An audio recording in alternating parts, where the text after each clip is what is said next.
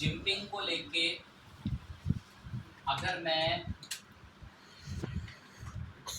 Wikipedia से कुछ बातें पूछूं तो मैं विकिपीडिया का लिंक दूंगा कि अगर किसी इंसान को मेरे ब्लॉग से अधिक जानकारी नहीं मिल पा रही तो वो विकिपीडिया से पूछ सकता है। या मैं यहाँ से आकर व्लादिमीर पुतिन पर अगर किसी को मेरे ब्लॉग से सारी संतुष्ट जानकारी नहीं मिल रही तो वो व्लादिमीर पुतिन के बारे में यहाँ से अधिक जानकारी जुटा सकते हैं। गूगल को ये लिंक्स के फॉर्मेटिंग से चीज़ें बताना समझाना बहुत पसंद आता है यूजर को। दूसरी सबसे one of the most important, देखो ये जो आपको लेबल दिख रहे हैं ना, ये लेबल यहाँ कैटेगरी बनती है। सपोज इसकी मैं कैटेगरी लग सकता हूँ लीडर्स के नाम से, तो मैं यहाँ पर चाहूँ तो ऐसे लीडर्स के नाम से कैटेगरी बनाऊँ। लेकिन मैं आपको एक चीज़ शेयर करता हूँ, यहाँ कैटेगरी में ना हमेशा अपने पोस्ट के टाइटल का नाम डालना है। बहुत अल्टीमेट एसईओ होता है, बहुत अल्टीमेट एसईओ, बहुत और मैं दिखाऊँ कभी आपको उसमें। अभी आप देखेंगे कि top 10 leader in the world ना मैंने यहाँ पर रखा है, कॉमा लगा के आप एक और कैटेगरी भी दे सकते हो। अब आप लिख सकते हो लीडर्स अगर आपको देनी है तो। अभी मैं एक ही कैटेगरी दे रहा हूँ लेबल्स के अंदर, इसमें कैटेगरी के नाम से जाना जाता है। मैंने दिया top 10 leader in the world के। फिर इसके बाद परमालिंक तो आप इसके अंदर ज्यादा छेड़े नहीं, क्योंकि वो परमालिंक यही बना हुआ है जो आपका रहता है, और इसमें ये यूआरएल आता ही आता है, उसे चेंज करने की कभी कोशिश नहीं करें वरना आप ब्लॉगर की पॉलिसीज के खिलाफ जाते हैं। फिर उसके बाद आता है इसके अंदर सर्च डिस्क्रिप्शन, ये one of the most important part है। सर्च डिस्क्रिप्शन के अंदर आपको एक बात पता होनी बहुत जरूरी है कि सर्च डिस्क्रिप्शन में आपका कीवर्ड रिपीट होना बहुत जरूरी है। तो मैंने यहाँ सर्च डिस्क्रिप्शन बताया तो सही, मैंने यहाँ सर्च डिस्क्रिप्शन बताना जरूर है, ये मैंने बताया नहीं यहाँ पे सर्च डिस्क्रिप्शन, पर इसके अंदर मैंने मेरा कीवर्ड एक बार जरूर रिपीट, ये मैंने एक बार कीवर्ड जरूर रिपीट करा है मैंने।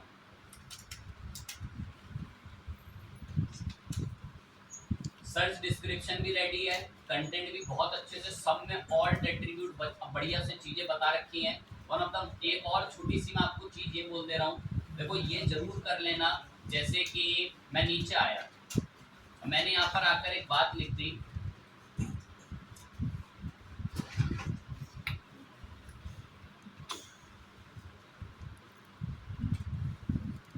मैंने यहाँ पर देखो बात को ना जानबूझ के घुमा के लिखा है। यहाँ पर एंड में आकर मैंने एक बात जानबूझ के, मुझे कीवर्ड घुमाना था। Yes, Narendra Damodardas Modi is also included in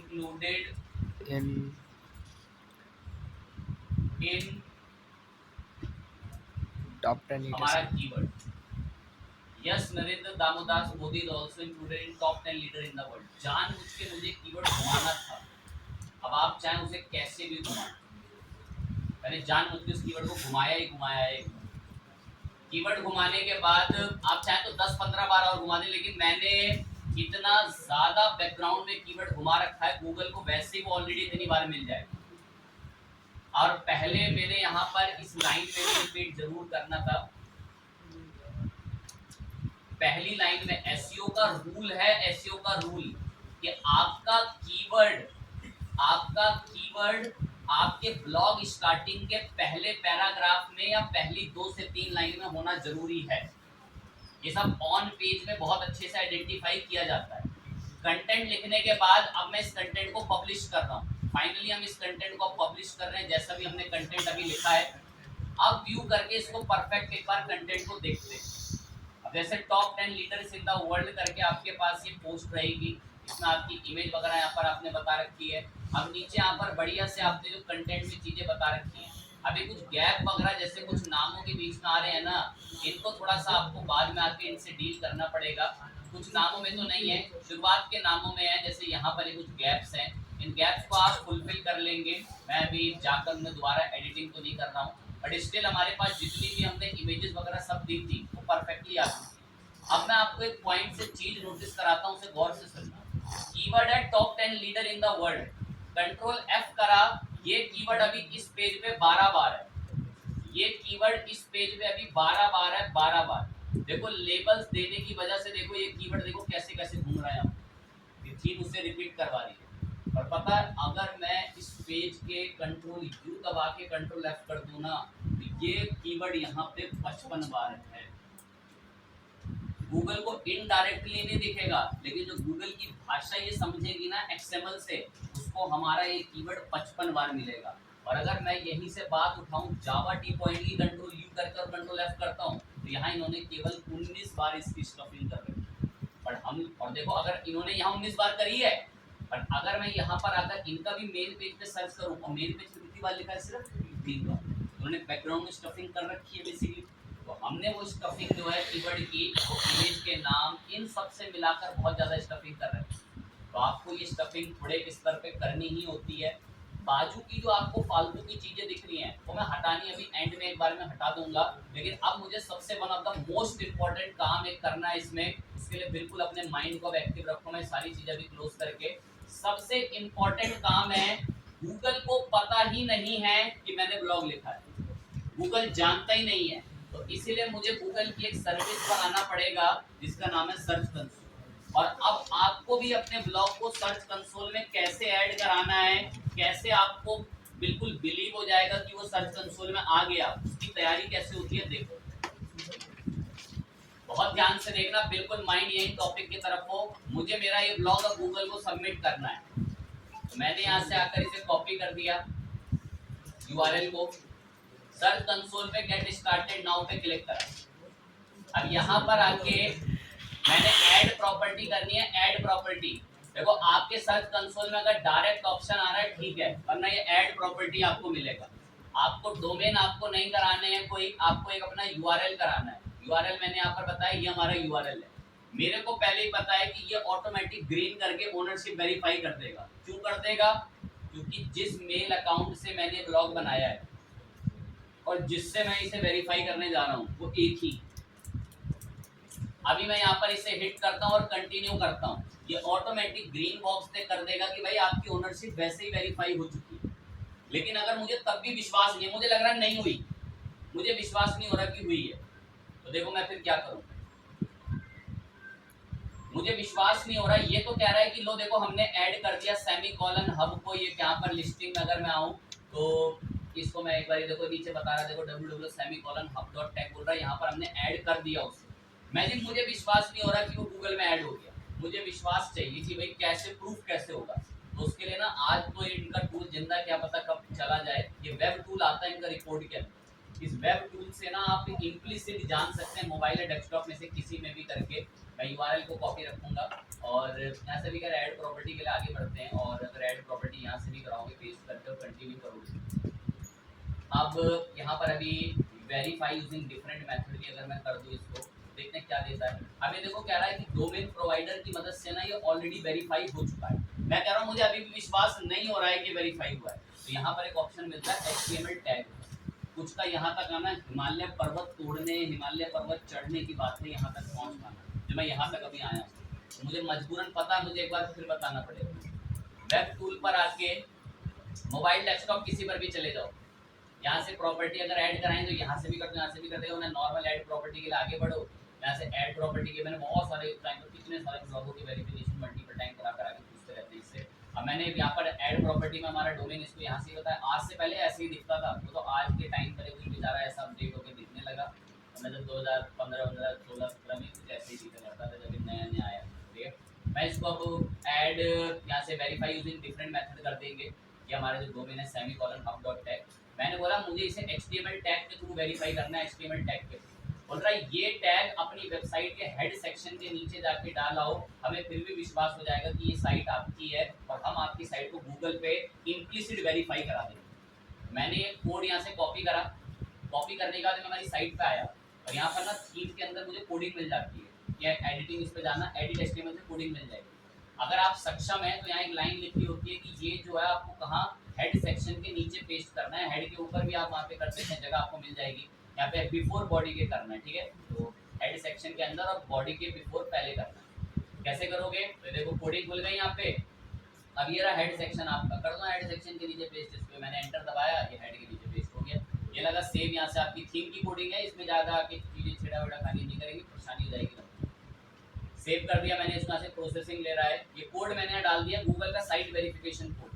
अब गूगल के पास मेरी साइट वेरीफाई हो चुकी है। अब कल को मैं यहाँ पर पोस्ट लिखते जाऊंगा, अच्छी बातें लिखूंगा, गूगल उसकी अपने आप क्रॉलिंग करेगा। क्रॉलिंग भी तभी करेगा जब साइट का नक्शा गूगल के हाथ में होगा। अब साइट मैंने वेरीफाई करा दी, अब मैं बोल रहा हूँ कि हाँ हाँ मैंने कोड डाल दिया वहाँ पे, वेरीफाई करो इसे।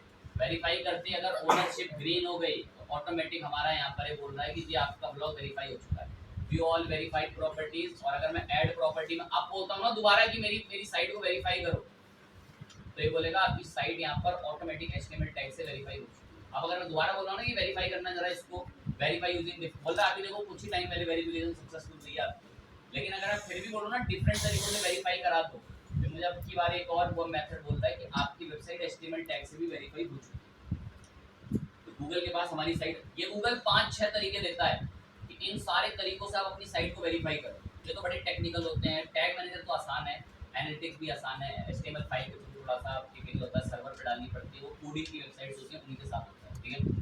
तो हमारी साइट तो हमने वेरीफाई करा दी, मुझे इसका प्रूफ भी हो चुका है कि हाँ मैंने वेरीफाई करा दी। बस अब गूगल कह रहा है साइट तो वेरीफाई करा दी, साइट वेरीफाई कराने से क्या होगा, ये होगा साइट वेरीफाई कराने से। जैसे मैंने अपनी साइट वेरीफाई करा दी, अब मैं कल को अगर अपनी साइट का नाम लिखता हूँ ना, जैसे देखो मैंने अभी ये 1 हफ्ते पहले साइट बनाई हुई है अपडेट 24, बच्चों को इसमें सिखाते रहते हैं, डोमेन वगैरह में काम वाम कराते रहते हैं, तो ये अपडेट 24 गूगल का आनी शुरू हो चुकी है।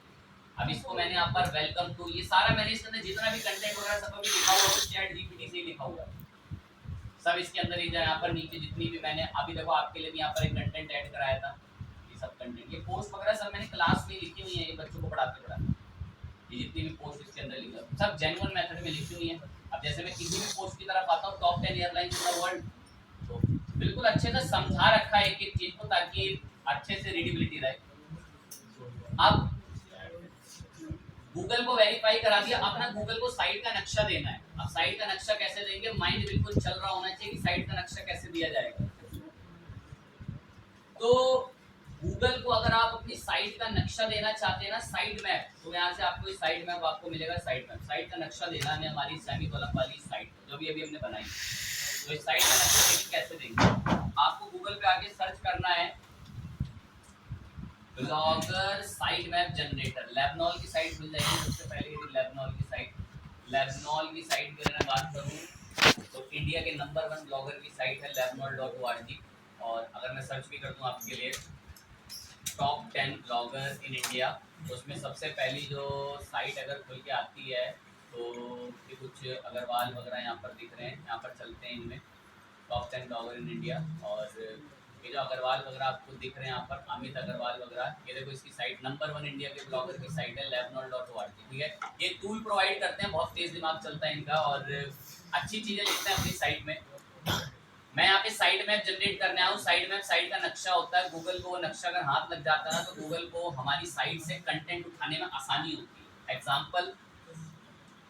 एग्जाम्पल जैसे मैं आपको दिखाता हूँ, इस साइट में इतनी सारी पोस्ट हैं, गूगल कैसे किसी पोस्ट को आसानी से समझ के उठा सकता है, कैसे उठा के ले जाएगा, तब ले जाएगा जब गूगल के हाथ में साइट का नक्शा होगा, तब ले जा पाएगा गूगल।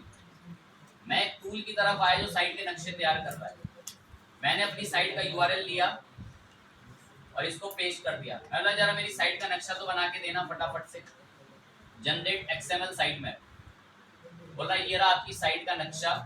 और इसको अगर मैं अभी आऊँ तो इन्हें ना फुलफिल अच्छे से उसे जनरेट नहीं करा है, तो मुझे थोड़ी मेहनत करनी पड़ेगी उसके लिए। मेहनत क्या होगी कि बोल रहा अभी आपकी साइट पे ना ज़्यादा कंटेंट अभी इसको मिल नहीं रहा है, डेटा जो वहाँ से उठाना होगा, इसलिए साइट में अपना भी जनरेट कर नहीं रहा है। तो मैं कुछ टेक्निक और अप्लाई करते हैं।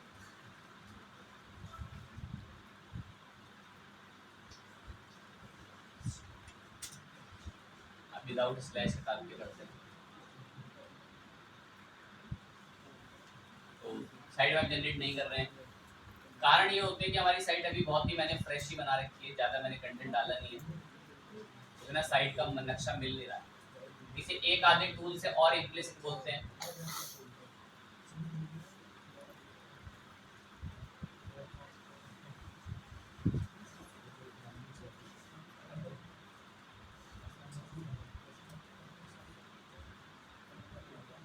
अब इसने बना दिया बहुत ही, अगर मैं इसे कॉपी भी करता हूँ, देखो कॉपी है, मैंने कोड कॉपी करा, यहाँ पेस्ट करा, इस पे करते हैं यहाँ से एक कॉपी करा, ये हमारी साइट के नक्शे की लैंग्वेज कोडिंग डेटा है। ये गूगल को समझ में आए, गूगल के लिए बनाए, कैसे बनाए, कैसे नक्शा काम में आएगा। मैंने कॉपी तो कर लिया, अब इस नक्शे में से ना ये एटम्स के आगे की चीज़ आपको कॉपी करनी होती है, ये थोड़ा जटिल हो जाता है कॉपी करना आपके लिए। नोटपैड पे आ जाना, यहाँ पेस्ट कर देना इसको, काम की चीज़ थी नहीं इसमें, एक पूरा कॉपी कर दिया। ये इसमें जो एटम्स करके होता है, ये मैंने बीते टाइम भी कर रखा है, कोई इससे अगर घबरा रहा है तो, या मैं ब्लॉगर के लिए कर रहा हूँ। एटम्स के आप पीछे से कॉपी कर लो इतने को, और ये जो ब्लॉगर है ना आपका, अभी जो आपका सर्च कंसोल है, बस यहाँ पीछे आके पेस्ट करो। कभी कभी तो एक बारी में उठा लेगा, कभी कभी उठाने में उसमें टाइम लगता है। तो अभी मैंने बताया कि मेरी साइट का मैंने किससे नक्शा जनरेट करवा लिया, दूसरे प्रोवाइडर से करवा लिया नक्शा जनरेट। ये सब टूल्स प्रोवाइड करते हैं कि आपकी वेबसाइट का XML फाइल जनरेट करके दे देते हैं। अब मैंने यहाँ साइट मैप पे इसको सबमिट कराना है, कभी कभार ये फर्स्ट टाइम पे एरर देता है, कभी कभार 2-3 बार अगर आप सबमिट करेंगे, देखो मेरा अभी एक बारी में सक्सेसफुल हो गया। हो सकता है कि आप दिन भर करते रहो, आपको दिन भर वो एरर देता रहे, तो वो सब नॉर्मल है, ये टूल बहुत बिजी रहता है, ये कारण। हमारी साइट का नक्शा गूगल के हाथ में है। अब एक काम आपको और भी करना है, वो क्या करना है और सुनो ध्यान से। ये जो साइट का नक्शा है ना, यहाँ से मिला था मेरा साइट का नक्शा, इसको कॉपी करके ये एक जगह और पेस्ट होगा। आपको सेटिंग्स में आके यहाँ पर मिल जाएगा, एक तो क्रॉलर की इंडेक्स robot.txt को ऑन कर दो, और जैसी robot.txt हमारे ब्लॉग पे आए तो उसको ये URL मिल जाना चाहिए। ये robot.txt के लिए अब यहाँ पर ना ये रिसोर्स भी मांगता है, तो कस्टम robot.txt के लिए मैंने ऑन तो कर दिया है। अब ये डायरेक्ट URL से मानेगा नहीं, तो मैं इसके लिए क्या करूँगा, थोड़ा सा एक काम करेंगे, लैबनॉल से चलते हैं एक बार, लैबनॉल ब्लॉगर साइट मैप, और यहाँ से ना हेडर जनरेट करवा लेंगे robot.txt। robot.txt में ये यूज़र एजेंट चलते हैं, ये यूज़र एजेंट में वहाँ पे नहीं डाला था, नाराज हो रहा था।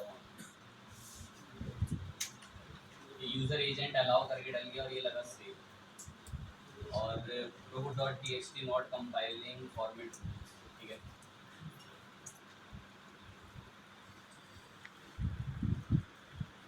मैं एक दूसरे ब्लॉग का चेक कर लेता हूँ,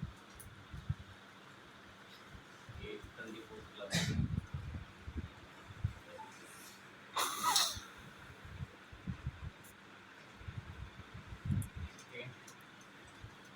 ओके, ठीक है।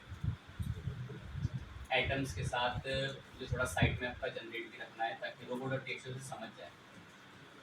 अब आ गए हम लोग यहाँ से सेमीकोलन हफ्ते। देखो आपके ब्लॉग में जब तक 15-20 हो, ये लैबनॉल ना जेन्युइन प्लेस है, इसका ना गूगल के वहाँ पे ब्लॉगर पे भी डल जाता है, लेकिन ये जो नए नए प्लेटफॉर्म है ये सिर्फ डायरेक्ट ना यहाँ के लिए साइट मैप दे देते हैं, यहाँ के लिए जो आपका सर्च कंसोल है कि वहाँ पे जाके सबमिट करा के सक्सेस कर लो बस।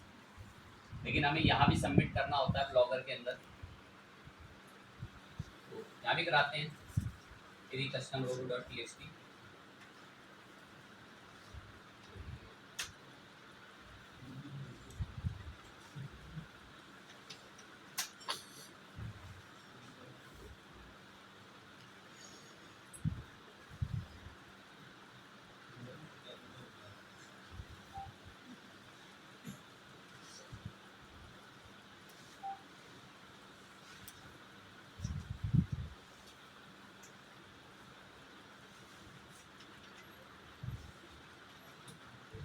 साइड मैप के बाद जहाँ से साइड मैप जनरेट कराएं,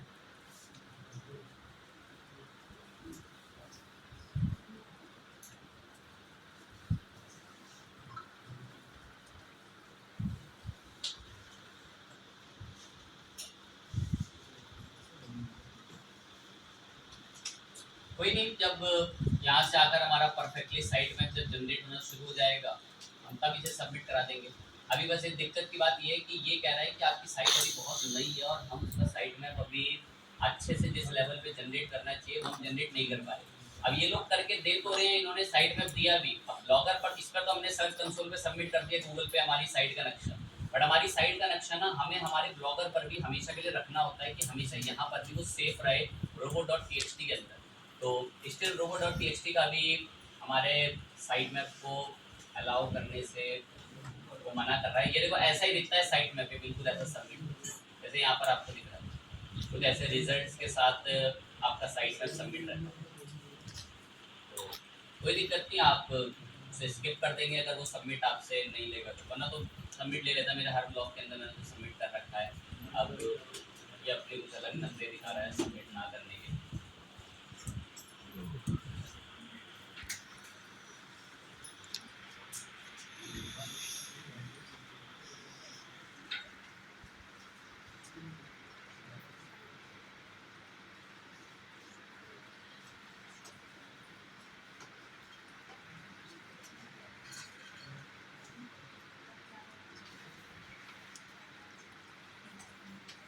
कोई नहीं, ठीक है।